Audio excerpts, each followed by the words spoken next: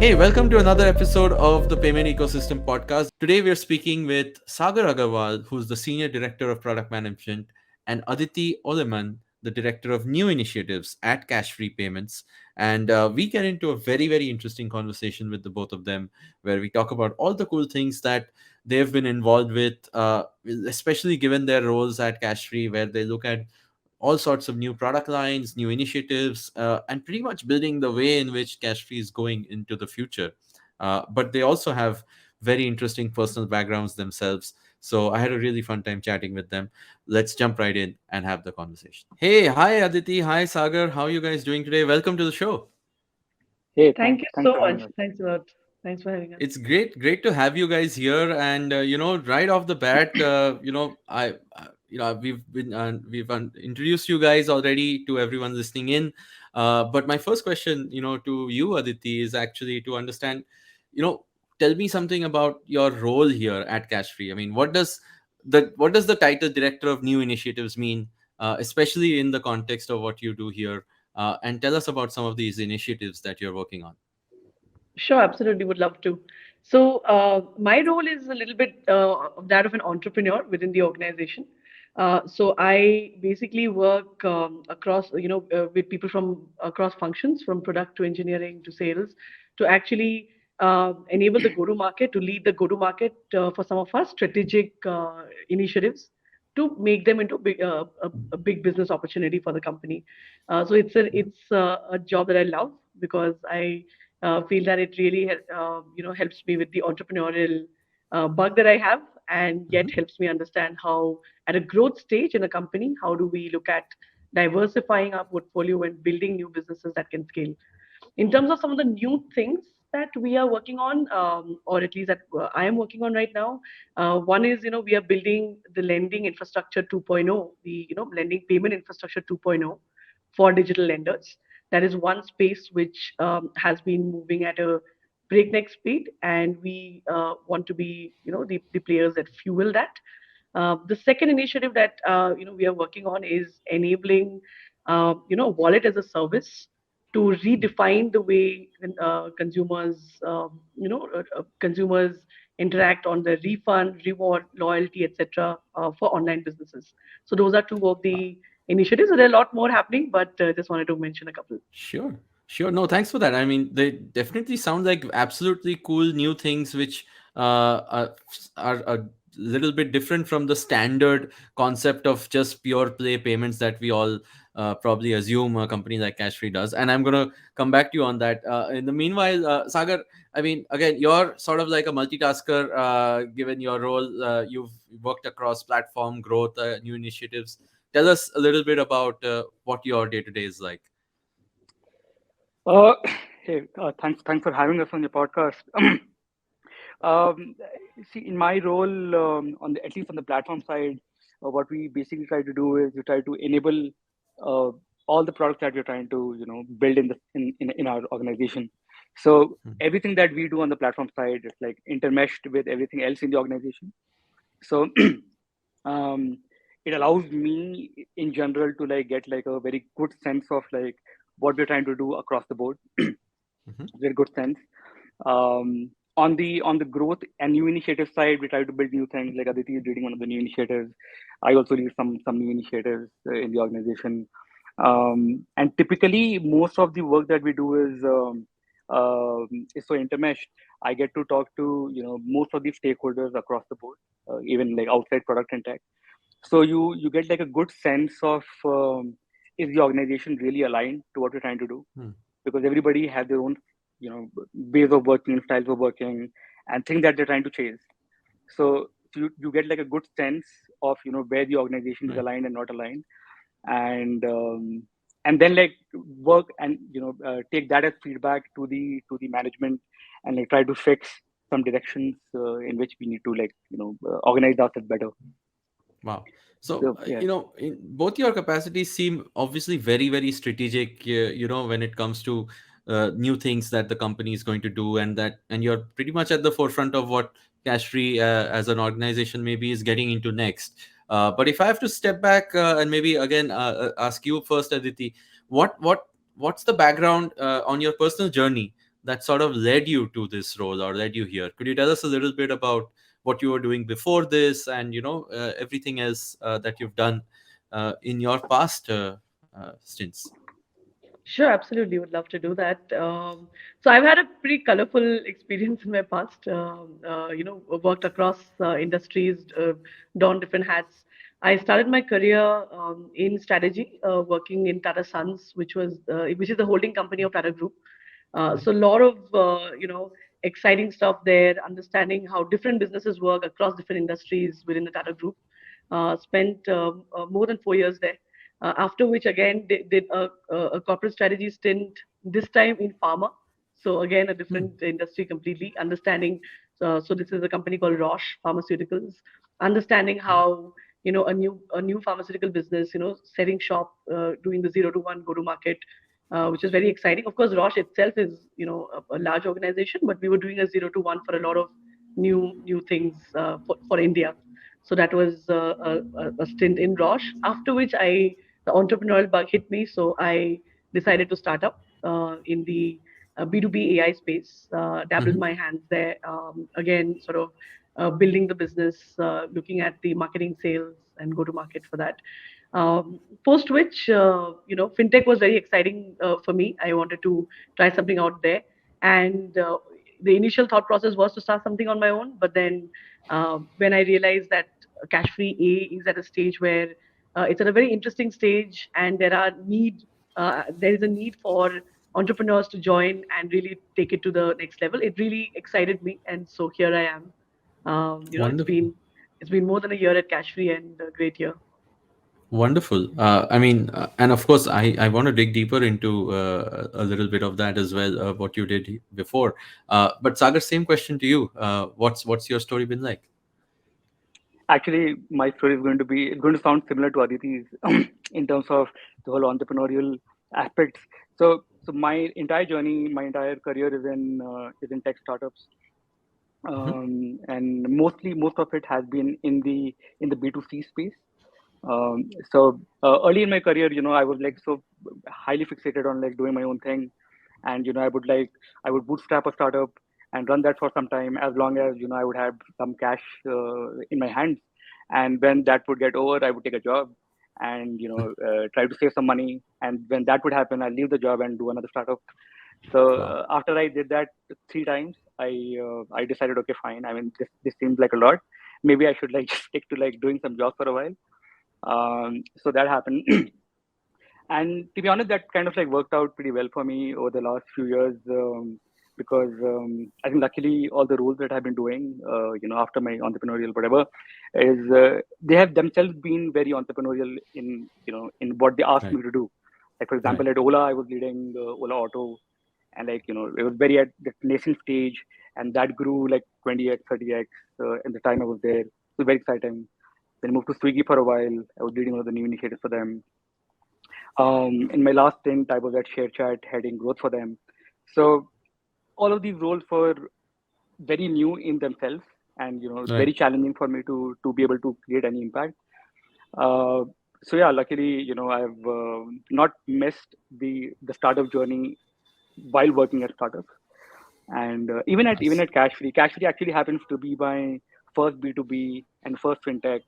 But the founders, thankfully, they've entrusted me with like a broad role, etc. So so yeah, so far so good. I'm very happy working with startups and in whatever capacity. Wonderful. In addition to this commonality between the both of you, when both of you have dabbled in entrepreneurship, you've done your own thing. I think you also share a little more educational background whereas you come from IITs as well. Uh, for people who are still, let's say, studying and listening to this show, and there's a lot of obviously aspirational aspects to jumping on board the entrepreneurial bandwagon or joining a high growth startup like Ashtree post IIT. What are some of the reflections you have in terms of what your ambitions were then and what they are now? Maybe either of you could share some of the stories from then. Go ahead, Aditi, you wanna Sagar. go first? Okay, sure. Okay. Yeah, go I ahead. Go mean, ahead. sure, sure. I mean, talking about aspirations in college or goals in college, honestly, I don't think that I knew what I wanted to do or who I wanted to be Mhm. fresh out of college. It was more about college, of course, was one big um, dream, a beautiful memory, I would say. Academics, not so much, but all the other fun that we had. Of course, But I yeah. think, when so I would say that when I graduated from college, I really did not know what I wanted to do. Over the last few years, the way your aspirations change, I would say, is in terms of understanding what you really want to do, what function you want to do, what kind of teams you want to work with, what kind of impact you want to build. I think those are some of the things that you discover along the way, rather Mhm. than sort of starting. At least for me, that's how it has been. Rather than knowing that this is what I want to be and then course correcting, it has actually been a journey of me realizing that, and Got it. fintech, for example, has been one of those realizations for me, right? I've always looked at it from far and admired how amazing this industry has uh, grown, right? How amazing it has Right. grown. And the realization at some point was that I really want to jump in, get a first-hand experience, figure out how things work here. And that's how your aspirations also change. But I think that's what has changed from the time I was in college, fresh, with no idea, and where we are today. Sagar, what about you? Me, me actually in my third year in college, I was very clear I wanted to drop out, Mhm. and Really? yeah, I was very sure I have to drop out, and I wanted to do my own business, and I thought I'm going to do an import-export business, without having any idea what that means. I like read up something on the internet, whatever. I was like, sure, what am I doing at college anyway? So wanted to drop out. Thankfully, that didn't happen. So maybe like one thing for people to know is you can always finish your like 4 years. There's plenty of time afterwards. Okay. But yeah, I mean, I was very fixated on like trying to do something on my own, etc. But falling into product management was never in the plans. Like doing product or growth, etc. I to be honest, at one point, like mid career, I was scared that I don't know how to do jobs. Like, how Mhm. do people do jobs? I was like, can I really have a career doing jobs, right? And I started off doing like digital marketing, etc., and then like stumbled into product and then something else, whatever, right? So things happen, and like you naturally gravitate towards what you're good at and what people Right. appreciate you for, and where you find your natural flair. And so a lot of these things automatically happen. You just have to like keep like at it, keep pushing, like keep working, and things figure themselves out. Like don't have to like worry too much about, oh, what do I really want to be, and like trying to solve like your final answer like 10 years ahead. It doesn't exactly Right. work like that. It meanders a lot. So No, yeah, absolutely, absolutely, and I yeah. think again, I mean, given both the journey either of you had, clearly it was never something which you didn't want to do. I think you've both made the choices at each stage of your professional career, and here you are. Coming back to you, Aditi, you mentioned earlier on your entrepreneurial stint, you were actually a founder of a deep tech AI company. Uh, you know Taking those learnings from what you worked on there, the kind of products you built there, how are you sort of leveraging all of that in your role here at Cashfree? I mean, what is AI payments and AI, best blended as? So actually, I always like to think that AI, we can't think of AI as a vertical. It is actually Mhm. a horizontal, right? And then there are applications of AI in every industry, right? In some industries, so in some industries it could be far higher than the others, or the curve could change. There are applications everywhere, right? So if you do an apple to apple, of course, the domain I was in while I was in my company was different from payments completely. But I would think that the learnings that I take. So I'll answer it in two bits, right? One is my learnings from my company to Cashfree, and the second is the role of AI, or what am I excited about AI in fintech. So in terms of learnings, I think you can always take the learning of enterprise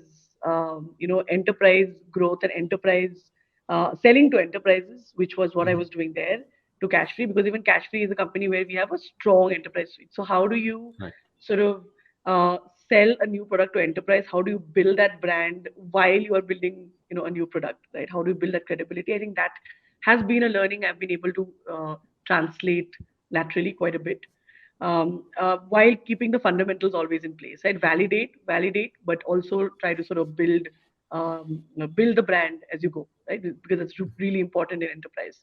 The second question on what's exciting in fintech for AI. Well, um, I think that there are a lot of applications of AI in fintech, but what really excites me is if you look at the whole lending domain and how it has been growing.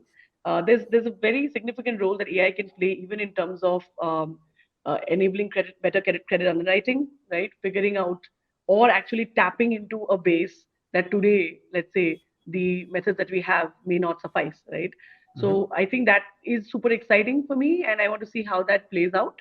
Uh, that may not be directly relevant to what Cashfree is doing today, but generally in the space of payments and fintech and lending, I think that's Right. something that excites me. Oh, wonderful. And again, this is since you're obviously forward looking and on a lot of these things, I'm sure with the sort of AI wave going, there will be more and more opportunities for you to sort of blend that in. But coming to you, Sagar, on on the various things that you've done again, right? I think one of the things that stood out was that you've actually dabbled in building social networks. You mentioned B2C, of course, was pretty much your forte. How are you using your understanding of social networks and the intricacies of it in what you're doing here? Any parallels you find? Well, that'll be a tough parallel to draw, but the Hmm. fundamentals, obviously for product management, etc., they all stay the same. But that entire journey. I mean, it's been a while now, but it's a very exciting journey back then. We're trying to build some sort of interest-based graphs and Hmm. trying to connect people. And I guess that's a very alluring problem for people to solve. Like I know Right. that Right. even Reid Hoffman, who started LinkedIn, LinkedIn, yeah. even he initially tried to build an interest layer and then a dating something, and then like morphed it into a professional network, and then that became LinkedIn, right? Right. So a bunch of things there, and one of the learnings from there is very simply that the users are simply going to use the product for what they think, for what they want, irrespective of the behavior you are trying to change. Like Right. I'll give you an anecdote from that time. Very funny. So we build this basically like an interest based network, so people can like add their interest and follow each other and like message. Like this is way back in like 2012, 13. And very funnily, what people were doing is basically a guy would probably go to a girl's profile, look at her like interest, whatever she has, go and add them to their own profile, and then try to initiate a conversation. And Of I'm like, course. dude, that's not the agenda of the product, right? But people will do what they have to do to achieve their end goal, right? So Right. it's like putting the carriage before the horse. Like people will have a use case, and we need to really identify that exact use case and build Right. for that. It doesn't Right. matter what you really want. The customer wants what they want. Right. Yeah, That's actually that's true. another That's learning. Yeah, probably, yeah, that's probably true as well. Even in the B2B space, I think here your customers are ultimately large companies, enterprise companies, small businesses, and so on and so forth. And yeah, on that note, coming into, let's say, to talk about payments and the ecosystem overall, right? So both of you have had these varied backgrounds. You've had your personal experiences in building companies, building products. Sagar, you were talking about how a lot of this learning of product management obviously came from exactly understanding user behavior and adapting to it. So what was it that when you looked at obviously the opportunity at Cashfree that was open to you, what was it that excited you the most? Like what drove you towards Cashfree as a player in the payment ecosystem, where you said, I'm gonna come in and add value? uh, yeah, if you could yeah. talk about that. Yeah. So actually, I had actually worked with Cashfree as a client in one of my Hmm. earlier organizations, where we used their payouts product. I was working with a small B2B called Shop 101. I was leading product for them, and we had to make payments to thousands of resellers, right? People who were selling our products, and there were literally no products in the market who could do that. there were no fintech products in the market who could do that, and Cashly was the only one who could do that. So my association goes a little Nice. further back, but overall, in general, over the years, I've been really impressed by their quiet execution, and trying and leading the space without making a lot of noise, and building like great products and very successful products. And obviously fintech in general has been seeing so much action, even from the regulator side and the RBI side, and Right. so many great products are coming out. It just seems like you don't want to miss out on this like once in a lifetime opportunity to build for the country and maybe for the world, right? So Right. it's just like uh, too exciting, and Cassie like gives you that front row seat because we're trying to build so many things. So it really gives you the front row seat to really understand what's happening in this world. So yeah. Nice. Nice. Aditi, if I ask you the same thing, why this, why now, and what excited you the most when you first came across the opportunity? Sure, sure, absolutely. For me, it's almost I would say a philosophical decision as well. So I've always really wanted to build for India, right? I was very clear about Hmm. that. So even after I completed my management degree abroad, I got opportunities to work there, but I just had a strong pull at that point of time. Of course, it was to come back work in the Tata Group, which again I felt very strongly about because they built for India. I came back, I worked, and the more I worked, I realized that I really want to stay in India and build for India, right?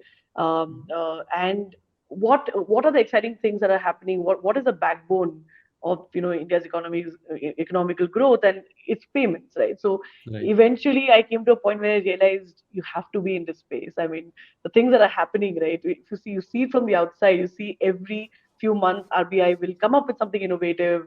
Fintechs will come up with something innovative, and it just pushes the boundaries, and it's not just incremental development, it's exponential, right? So I think it's similar to what Sagar is saying as well. It is just too exciting, and also from a philosophy standpoint, I really felt like it aligns with what I want to do, right? Hmm. It was just a matter of time as to when I would take that decision of taking the plunge, and that just happened, a year back, a little more than a year back. And when you looked at obviously the product portfolio of cash free at the time, and the kind of Yeah, initiatives already in place, what was yeah. it that most interested you in terms of something that stood out, that this is the direction in which cash free is doing something unique in payments? Anything in particular? Yeah, absolutely. I mean, if you look at Cashre's portfolio itself, where the company started its journey, which is in the payout domain, right? That itself Right. was a great innovation and solved such a pressing need, right? You could see that because they just hit product market fit, right? And Yeah. then that was, the escape velocity was with payouts as a product. So I think that itself shows the innovative DNA of the company to kind of focus on the customer or the merchant problem, right? Rather than Hmm. just picking up the next big trend, right? And I've been following the journey of the company to some extent from very early on, because one of the founders, I've known his journey from the beginning, right? While we're not from the same IIT, we are from the same batch of different IITs, right? So Oh, we've known each okay. other from then. So I've always known the journey that they have been following. So I think that was exciting. And from a product standpoint, there are a lot of innovative products. I think the focus is always sort of let's say in the collection space, right? What is a new way to solve customer problems, right? I can talk about specifics, happy to chat about that as well, but I think Sure.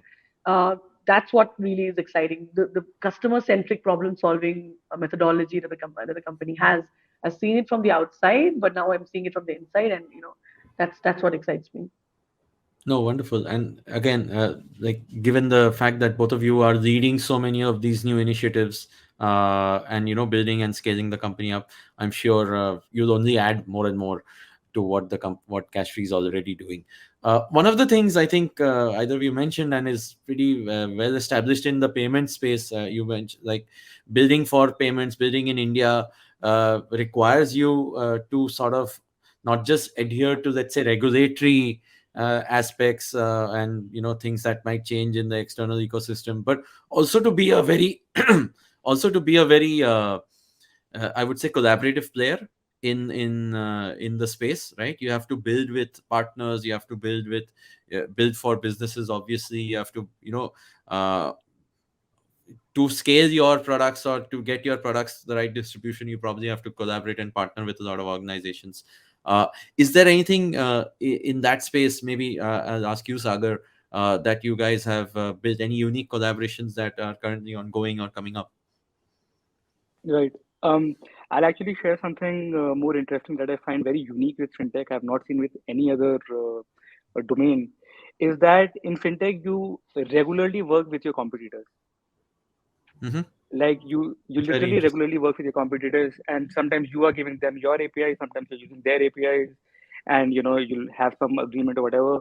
But it's just so unique Right. to fintech. I mean, for many of our products, we do that, and I'm sure Aditi works with some of our partners that we do that. So at least that I find very unique without taking names. Yeah, Yeah.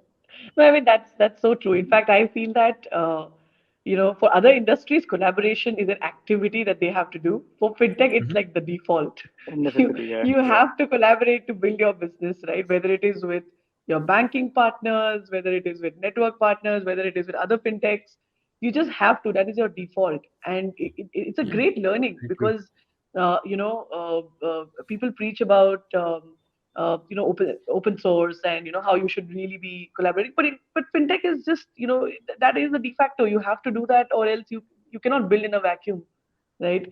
And you can see that even in the way RBI also sort of encourages that, right? It encourages collaboration amongst multiple parties, and so I think that's super exciting. Of course, there are a lot of collaborations that are going on as we speak, but I would echo Sagar's sentiment there. That's just like the de facto, and it's Yeah. and competitors collaborating. I don't think you'll see that in any other industry. So that's and really unique. and this goes to show that that means everything that you do and everything that you build inherently has a sense of, let's say, transparency and openness to it, I would imagine, true. right? Because ultimately, for this to work and scale, this needs to work with everyone else, this needs to blend really well with the rest of the ecosystem. So I can imagine it's inherent Right. in the culture, versus other companies, where you probably think a lot of your tech and everything that you build is super proprietary, keep it closely guarded. Yeah. Very interesting, very interesting. If I change track a little bit, given that this is all such a intense atmosphere when it comes to coming up with things that you have to directions to grow in, the new initiatives to take, while also being fully open, transparent, and really not able to do too much without, if not nothing as regulatory blessings. How do you guys manage your time? How do you manage your work-life balance, as they say? Is there something like that? I'd love to know a little bit more about how you guys, let's say, unwind. Aditi, if you go first. Sure. So the word work-life balance, right? So I remember one of my mentors, in one of the companies I worked in, was giving a talk about this, and she basically said that if you call it work-life balance, it just means that you have your life and then you have work, right? But actually, it's more about balance in life, right? And work is a very important part of life. So I kind of really like that perspective, and I like to live life that way. For me, it's not about okay, these many hours, it's set hours, and then I switch off, and then my life begins, right? I look at it holistically. I'm very passionate about my work, so that's very important for me. I'm also passionate about other things which I like to pursue, and as long as holistically I'm able to do that, on a single day that might not happen. Maybe someday, I'm having long work hours, but that's okay, Right. right? As long as there is a balance overall in the bigger scheme of things. That's how I look at it. In terms of what I do to unwind uh, on a weekend. I love traveling, so I actually the wildlife bug has hit me a few years back. So a lot of safaris, a lot of going into the jungle, going into the wild, and photographing, Nice. videographing tigers. That's something I'm excited about. So whenever I get the opportunity, I do that. Wonderful, wonderful. Sagar, what about you? Well, work-life balance, for me, to be honest, 5 days is work and 2 days, two days is life. I find it difficult to like really, Context switch. So is, yeah. yeah, yeah. I mean, I'm not able to like close all the threads in my head on the work day. and Mm-hmm. on weekends I'm able to completely shut off from work. But I agree with Aditi. I think over the years, doing whatever I have been doing, what I basically realized is that hard work is never the problem. Long hours is never the problem. The fundamental point is that you should be able to enjoy your work and enjoy the company of people you're working with, etc. If that's there, work-life balance kind of like takes care of itself. And Mm-hmm. everybody has their own style of work-life balance. There's no single prescription: 10 hours of work, 7 hours of play, or whatever, right? I Yeah. don't think it works like that. It just need to be in a good space in your mind, and that's work-life balance for me, to be honest. Yeah.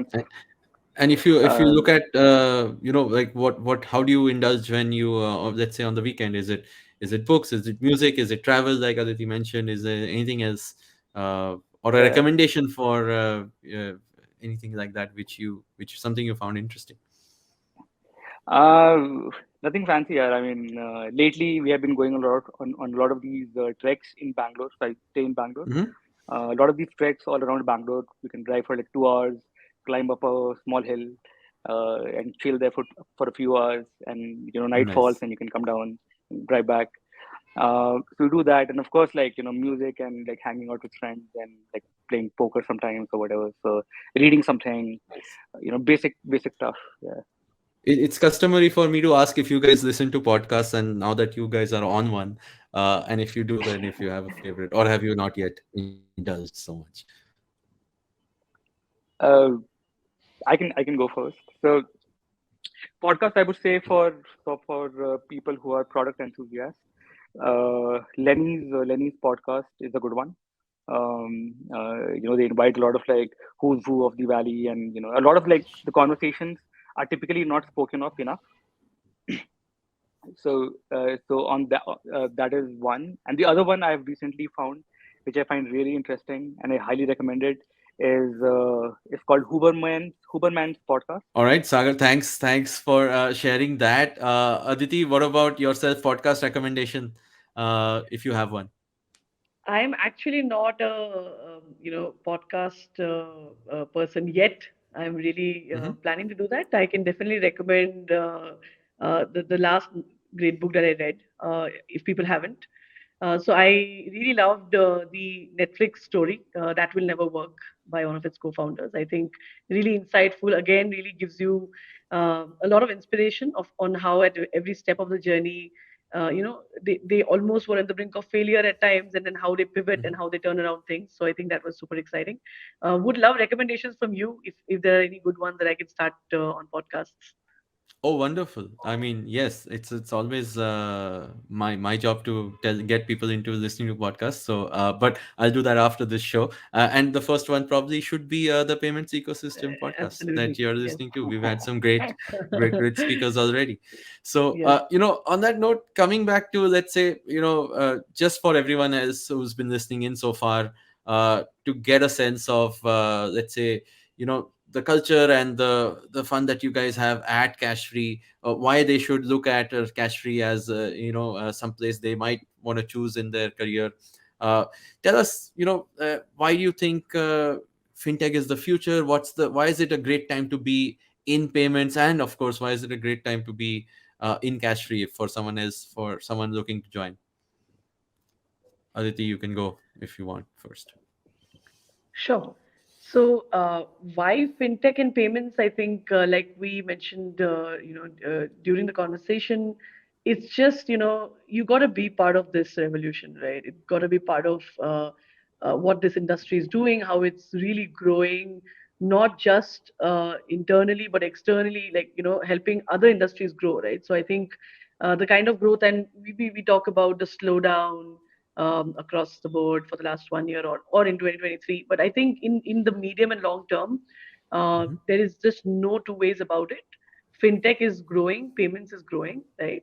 And it will grow the country with it. So I think it's just people who are passionate about building. I think this is the industry to be, right? Why cash free? I think cash free is one of those amazing places where you really get to do cool stuff and with really nice people. I think I've seen this one thing for all people that I work with in cash free. They're just amazing people, right? There's a you don't need to kind of drive the culture in some way. It's just in the DNA, right? It's a very Right. It's a wonderful DNA of people who are very knowledgeable about the industry, about payments, and yet so down to earth and so humble, right? And you can see that top down. You can see that even with the founders, right? I mean, so I Nice. think that is what is, I would say, a great incentive for people to join, right? Because that's what you really want. You want to work with knowledgeable people who also are approachable and who you do not feel hesitant in reaching out to in helping you grow. So that's my pitch on why Cashry. Wonderful. Sagar, to add to that, for someone looking to join, right? Why here? Why now? And of course, let's say if I were to ask you, what's that unique quality that someone should bring to the table? Beyond what you mentioned, Aditi, like, oh, this is the opportunity. This is the kind of culture that the company presents. But what should they, let's say, come in with? What kind of an open mind do you think someone looking to join should have, or that Absolutely. quality they should have? Right. See, absolutely. See, I don't come from from the fintech world. I had zero idea about how these things work before I joined the company. The company did entrust me with a lot of scope of work, right? So all you need to do is just be interested in the domain, bring a curious mind, be wanting to understand and learn. The company is going to help you and support you and give you that bandwidth to be able to understand, absorb and um, so so I don't think like a lot of organizations they're going to be like really pushy and aggressive about how they want people to perform. Um, Cash free, I really echo Aditi's sentiment there. I think go top down. Everybody's really down to earth, really knowledgeable, and really supportive. And so I feel everybody kind of like there is no like crazy. Tomorrow we want this. I don't care what's happening. We have to do this. We have to grow 100x in 1 year.